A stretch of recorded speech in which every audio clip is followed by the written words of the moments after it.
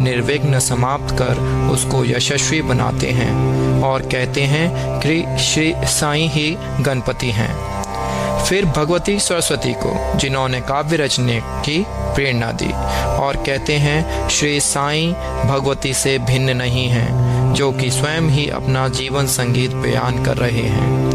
फिर ब्रह्मा, विष्णु और महेश को, जो क्रमशः उत्पत्ति, स्थिति और संहार करता है, और कहते हैं कि श्री साईं और वे अभिन्न हैं, वे स्वयं ही गुरु बनकर भवसागर से पार उतार देंगे। फिर अपने कुल देवता श्री नारायण आदिनाथ की वंदना करते हैं, जो कि कोंकण में प्रकट हुए। कोंकण वह भूमि है जिसे श्री परशुराम जी ने समुद्र से निकालकर स्थापित किया था। तत्पश्चात वे अपने कुल के आदि पुरुषों को नमन करते हैं। फिर श्री भारद्वाज मुनि को, जिनके गोत्र में उनका जन्म हुआ। पश्चात उन ऋषियों को, जैसे याज्ञवल्क्य, भृगु, पराशर, नारद, वेदव्यास, सनक संदन, सनत कुमार, शुक, शौनक, विश्वामित्र, वशिष्ठ, वामदेव, जैमिनी, वैशंपायन, नवयोगेंद्र इत्यादि तथा आधुनिक संत जैसे निवृत्ति, ज्ञानदेव, सोपान, मुक्ताबाई, जनार्दन, एकनाथ, नामदेव, तुकाराम, कान्हा, नरहरि आदि को नमन करते हैं। फिर अपने पितामह सदाशिव, पिता रघुनाथ और माता को, जो उनके बचपन में ही गत हो गई थी। फिर अपनी चाची को, जिन्होंने उनका भरण पोषण किया, और अपने प्रिय ज्येष्ठ भ्राता को नमन करते हैं। फिर पाठकों को नमन करते हैं, जिनसे उनकी प्रार्थना है कि वे एकाग्रचित्त होकर कथामृत का पान करें। अंत में श्री सच्चिदानंद सद्गुरु श्री साईनाथ महाराज को, जो कि श्री दत्तात्रेय के अवतार और उनके आश्रयदाता हैं, और जो ब्रह्म सत्यम जगन मिथ्या का बोध कराकर समस्त प्राणियों में एक ही ब्रह्म की व्याप्ति की अनुभूति कराते हैं। श्री पराशर, व्यास और शांडिल्य आदि के समान भक्ति के प्रकारों का संक्षेप में वर्णन कर अब ग्रंथकार महोदय निम्नलिखित कथा प्रारंभ करते हैं। गेहूं पीसने की कथा। सन 1910 में मैं एक दिन प्रातःकाल श्री साईं बाबा के दर्शनार्थ मस्जिद में गया। वहाँ का विचित्र दृश्य देखकर मेरे आश्चर्य का ठिकाना ना रहा कि साईं बाबा मुंह हाथ धोने के पश्चात चक्की पीसने की तैयारी करने लगे। उन्होंने फर्श पर एक टाट का टुकड़ा बिछा, उस पर हाथ से पीसने वाली चक्की रखी।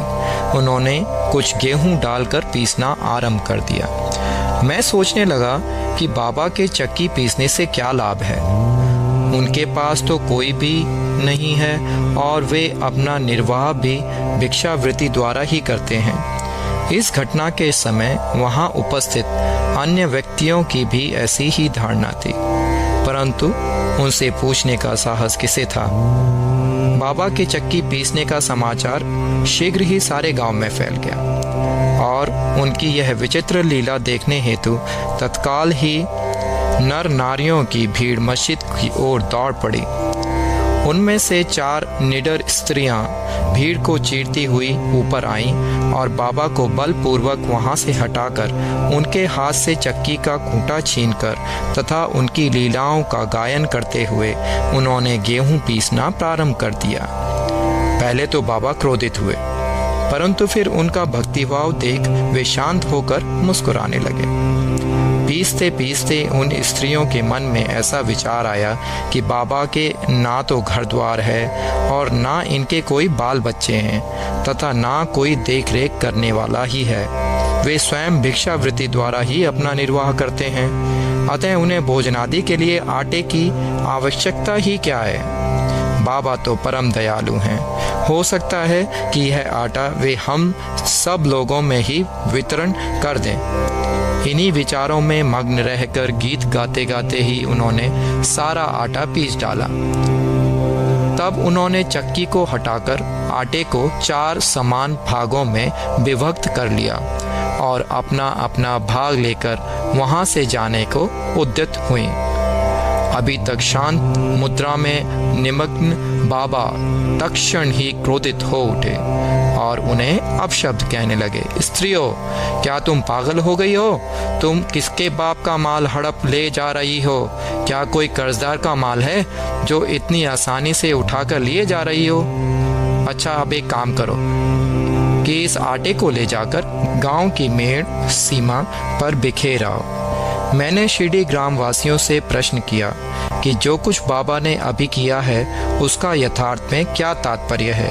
उन्होंने मुझे बतलाया कि गांव में विषूचिका यानी हैजा का जोरों से प्रकोप है और उसके निवारणार्थ ही बाबा का यह उपचार है। अभी जो कुछ आपने पिसते देखा था वह गेहूं नहीं वरन विषूचिका यानी हैजा थी, जो पीस कर नष्ट कर दी गई है। इस घटना के पश्चात सचमुच विषूचिका की संक्रामकता शांत हो गई और ग्रामवासी सुखी हो गए। यह जानकर मेरी प्रसन्नता का पारावार न रहा। मेरा कौतूहल जागृत हो गया। मैं स्वयं से प्रश्न करने लगा कि आटे और विषूचिका यानी हैजा रोग का भौतिक तथा पारस्परिक क्या संबंध है? इसका सूत्र कैसे ज्ञात हो? घटना बुद्धिगम्य सी प्रतीत नहीं होती। अपने हृदय की संतुष्टि के हेतु इस मधुर लीला का मुझे 4 शब्दों में महत्व अवश्य प्रकट करना चाहिए। लीला पर चिंतन करते हुए मेरा हृदय प्रफुल्लित हो उठा और इस प्रकार बाबा का जीवन चरित्र लिखने के लिए मुझे प्रेरणा मिली। यह तो सब लोगों को विदित ही है कि यह कार्य बाबा की कृपा और शुभ आशीर्वाद से सफलतापूर्वक संपन्न हो गया। आटा पीसने का तात्पर्य। शिरडी वासियों ने इस आटा पीसने की घटना का जो अर्थ लगाया वह तो प्राय ठीक ही है, परंतु उसके अतिरिक्त मेरे विचार से कोई अन्य अर्थ भी है। बाबा शिरडी में 60 वर्षों तक रहे और इस दीर्घ काल में उन्होंने आटा पीसने का कार्य प्राय प्रतिदिन ही किया। पीसने का अभिप्राय गेहूं से नहीं वरन अपने भक्तों के पापों, दुर्भाग्यों, मानसिक तथा शारीरिक तापों से था। उनकी चक्की के 2 पाटों में ऊपर का पाट भक्ति तथा नीचे का कर्म था। चक्की की मुठिया जिसे पकड़कर वे पीसते थे वह था ज्ञान। बाबा का दृढ़ विश्वास था कि जब तक मनुष्य के हृदय से प्रवृत्तियां, आसक्ति, घृणा तथा अहंकार नष्ट नहीं हो जाते, जिनका नष्ट होना अत्यंत दुष्कर है, तब तक ज्ञान तथा आत्मानुभूति संभव नहीं है। यह घटना कबीर दास जी की इसके तदनुरूप घटना की स्मृति दिलाती है। कबीर दास जी जो एक स्त्री को अनाज पीसते देखकर अपने गुरु निपट निरंजन से कहने लगे कि मैं इसलिए रुदन कर रहा हूँ कि जिस प्रकार अनाज चक्की में पीसा जाता है उसी प्रकार मैं भी भवसागर रूपी चक्की में पीसे जाने की यातना का अनुभव कर रहा हूँ। उनके गुरु ने उत्तर दिया कि घबराओ नहीं, चक्की के केंद्र में जो ज्ञान रूपी दंड है उसी को दृढ़ता से पकड़ लो। जिस प्रकार तुम मुझे करते देख रहे हो उससे दूर मत जाओ, बस केंद्र की ओर ही अग्रसर होते जाओ और जब तक यह निश्चित है कि तुम इस भवसागर रूपी चक्की से अवश्य ही बच जाओगे। श्री सद्गुरु साईनाथ अर्पणमस्तु। शुभम भवतु।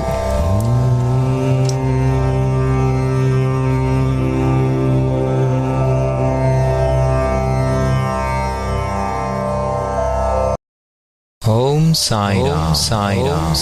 साई मंदिर में आपका स्वागत है।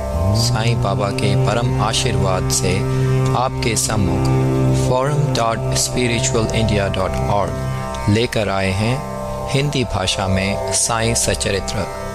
हम आशा करते हैं कि बाबा की दया दृष्टि हम सभी पर बनी रहे और उनका स्नेह हम सबको प्राप्त होता रहे।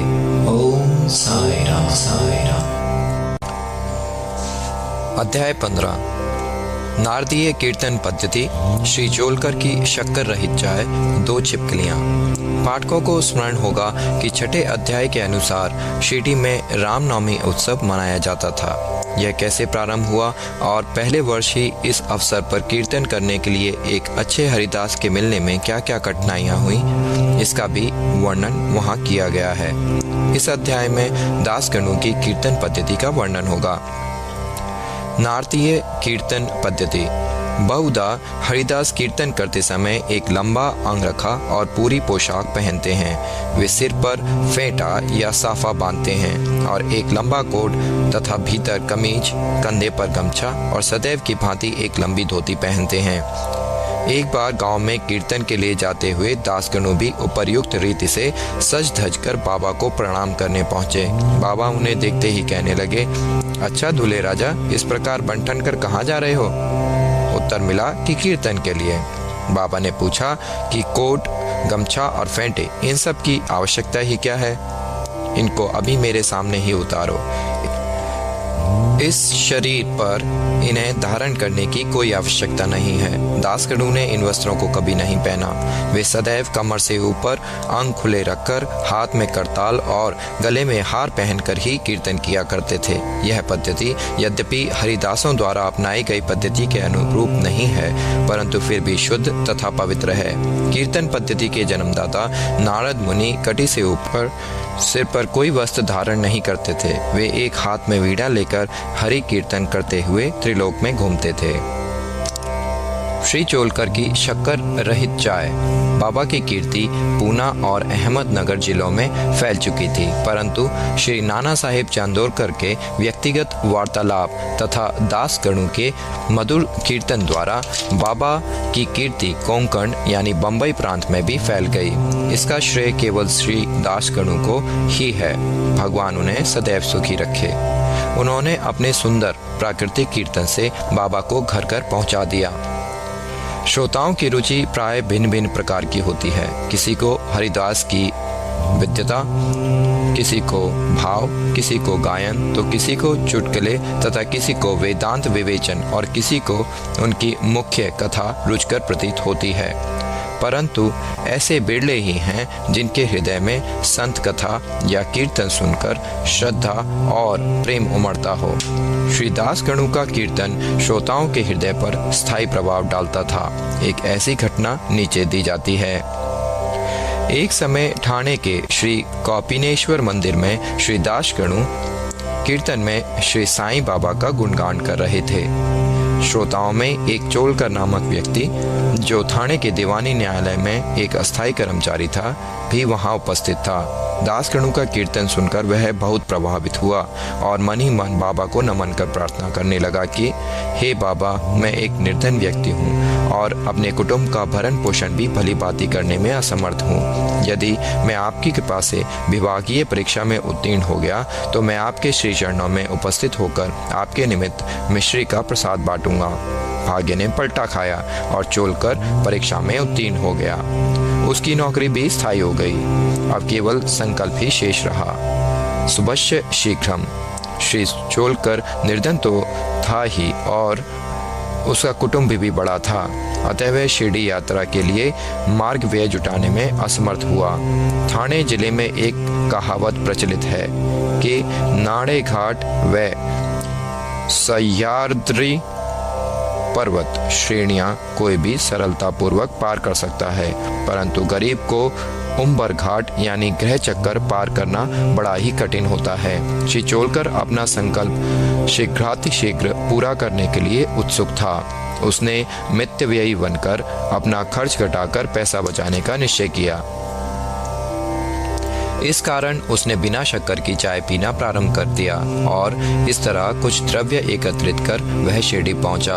उसने बाबा का दर्शन कर उनके चरणों पर गिरकर नारियल भेंट किया तथा अपने संकल्प अनुसार श्रद्धा से मिश्री वितरित की और बाबा से बोला कि आपके दर्शन से मेरे हृदय को अत्यंत प्रसन्नता हुई है।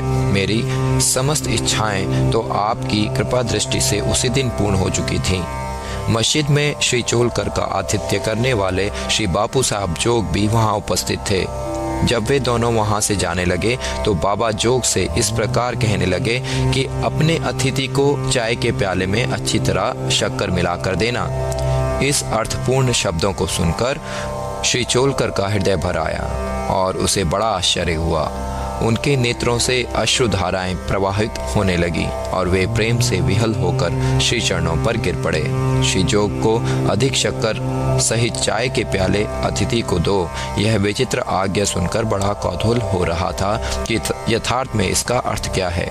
बाबा ने उन्हें संकेत किया था कि वे शक्कर छोड़ने के गुप्त निश्चय से भली भांति परिचित हैं। बाबा का यह कथन था कि यदि तुम श्रद्धा पूर्वक मेरे सामने हाथ फैलाओगे तो मैं सदैव तुम्हारे साथ रहूंगा।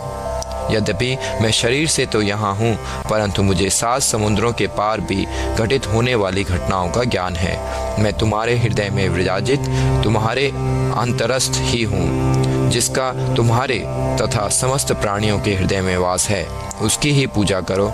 धन्य और सौभाग्यशाली वही है जो मेरे सर्वव्यापी रूप से परिचित हैं। बाबा ने श्री चोलकर को कितनी सुंदर तथा महत्वपूर्ण शिक्षा प्रदान की।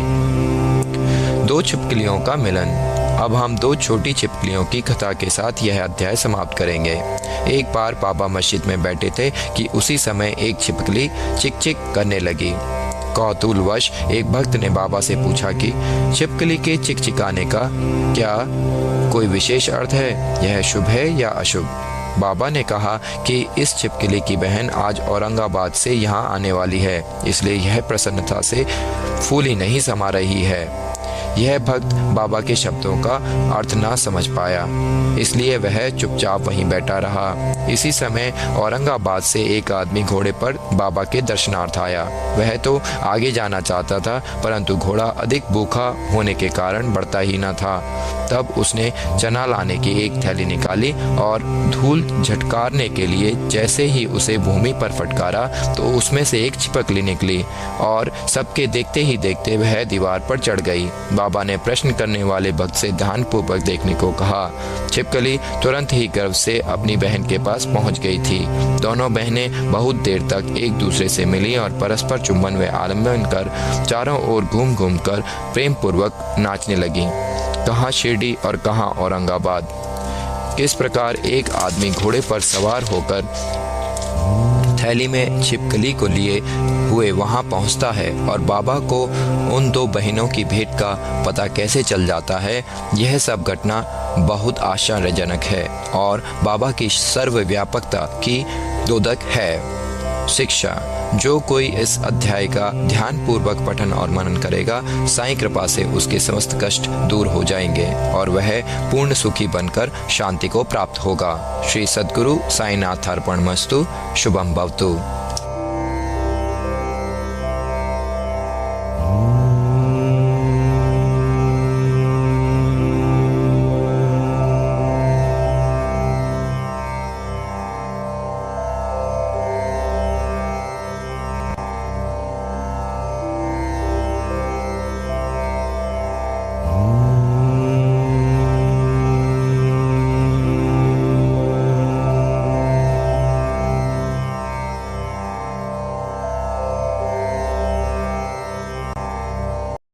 ओम साईं राम।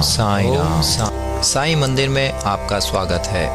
साईं बाबा के परम आशीर्वाद से आपके सम्मुख forum.spiritualindia.org लेकर आए हैं हिंदी भाषा में साईं सच्चरित्र। हम आशा करते हैं कि बाबा की दया दृष्टि हम सभी पर बनी रहे और उनका स्नेह हम सबको प्राप्त होता रहे। ओम साईं राम।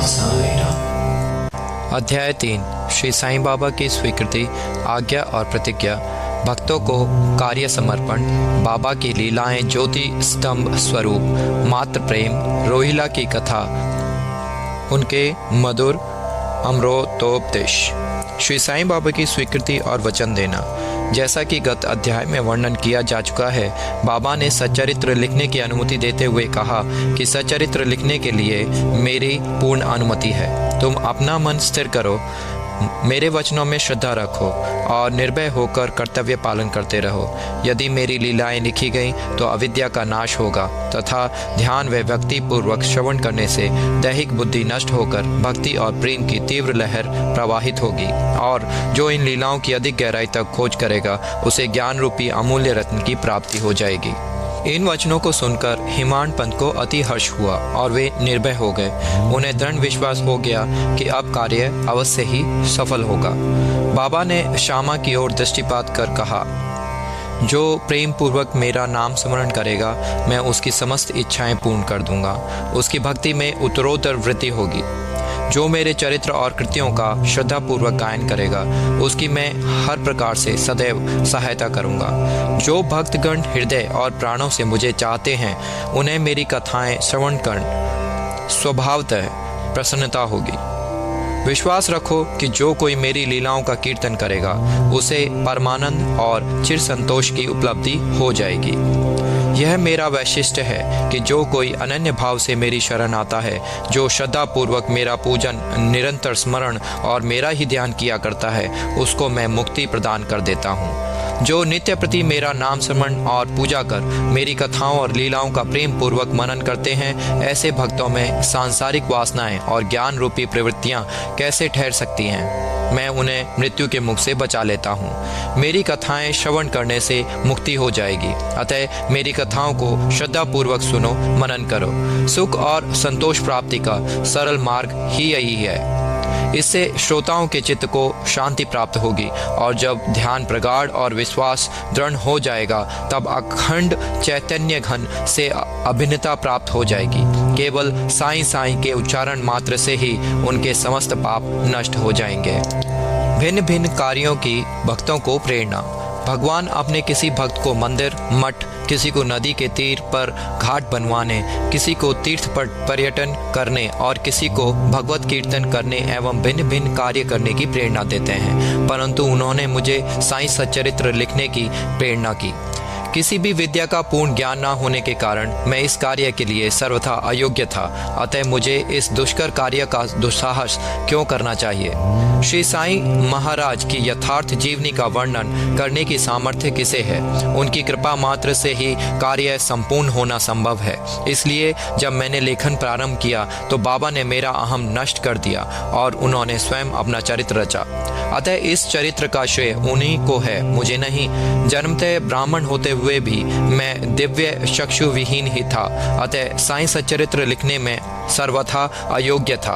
परंतु श्रीहरि कृपा से क्या संभव नहीं है? मुख भी वाचल हो जाता है और पंगु भी गिरवर चढ़ जाता है। अपनी इच्छानुसार कार्य पूर्ण करने की युक्ति वे ही जाने। हारमोनियम और बंसी को यह आवाज कहाँ की ध्वनि कैसे प्रसारित हो रही है, इसका ज्ञान तो वादक को ही है। चंद्रकांत मणि की उत्पत्ति और ज्वार भाटे का रहस्य मणि अथवा उद्दधि नहीं, वरन शशि कलाओं के घटने बढ़ने में ही निहित है। बाबा का चरित्र ज्योति स्तंभ स्वरूप। समुद्र में अनेक स्थानों पर ज्योति स्तंभ इसलिए बनाए जाते हैं जिससे नाविक चट्टानों और दुर्घटनाओं से बच जाएं और जहाज को कोई हानि न पहुंचे।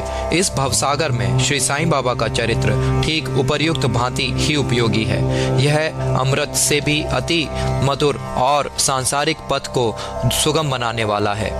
जब यह कानों के द्वारा हृदय में प्रवेश करता है तब दैहिक बुद्धि नष्ट हो जाती है और हृदय में एकत्रित करने से समस्त कुंचकाएं लोप हो जाती हैं। अहंकार का विनाश हो जाता है तथा बौद्धिक आवरण लुप्त होकर ज्ञान प्रकट हो जाता है।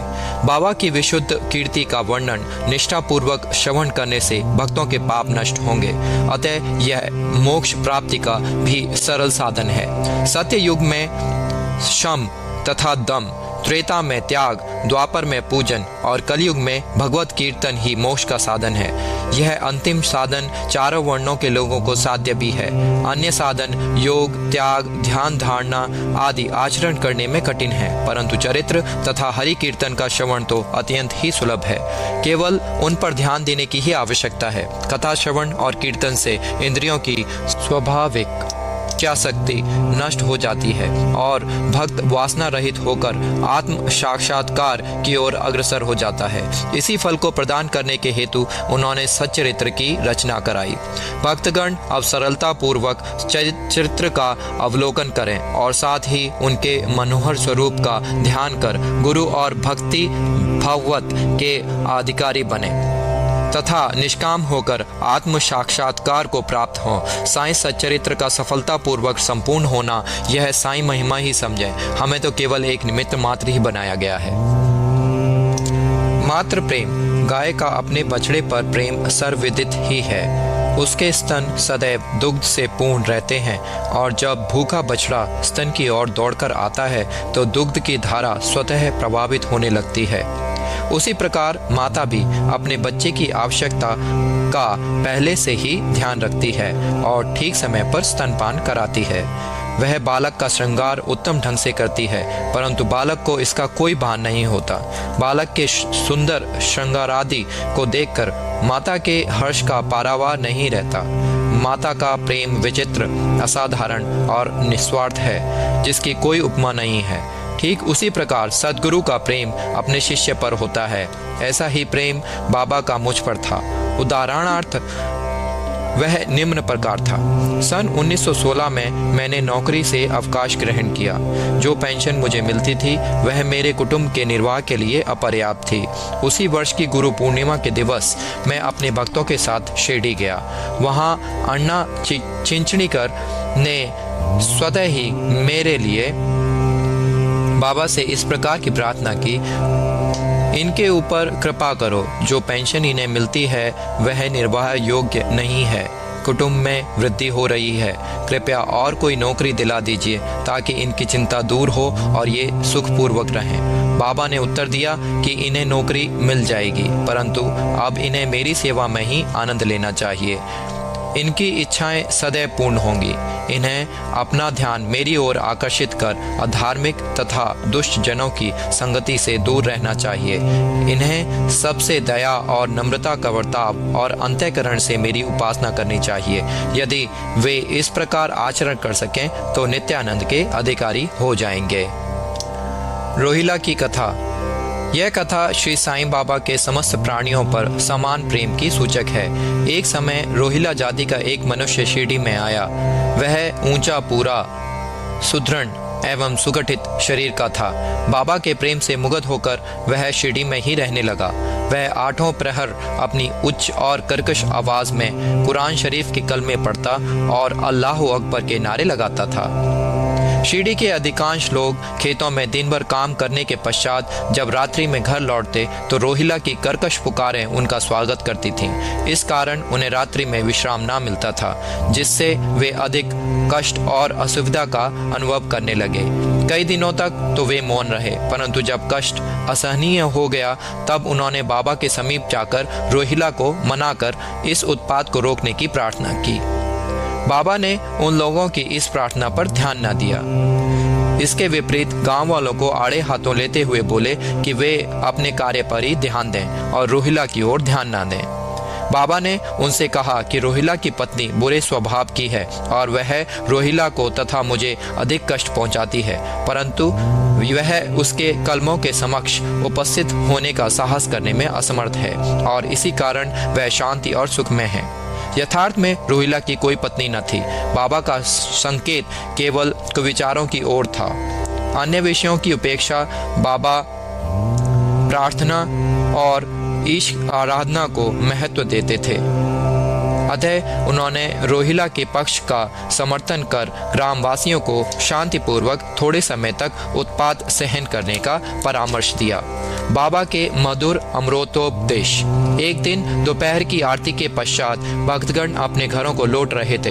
तब बाबा ने निम्नलिखित अति सुंदर उपदेश दिया।